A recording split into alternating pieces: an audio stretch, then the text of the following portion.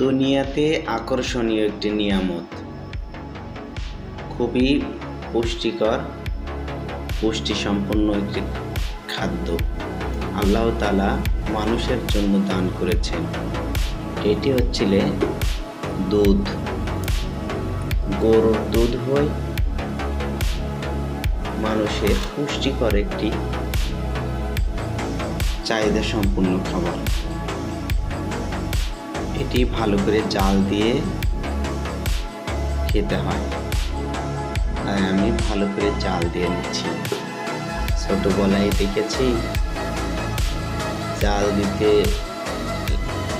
লাগে দুধ বেশি হয়েছে, পরে দেখি দুধের জায়গায় দুধ ওই রকমই রয়েছে। জাল দিলে অবশ্য দুধ কমে যায়, দুধের ভিতর যে পানির পরিমাণ থাকে সে পানিটি বাষ্প হয়ে উড়ে যায় আর আসল দুধ থেকে যায়। দুধে অনেক পরিমাণ পুষ্টি, তাই প্রতিটি মানুষের খাওয়া খুবই জরুরি।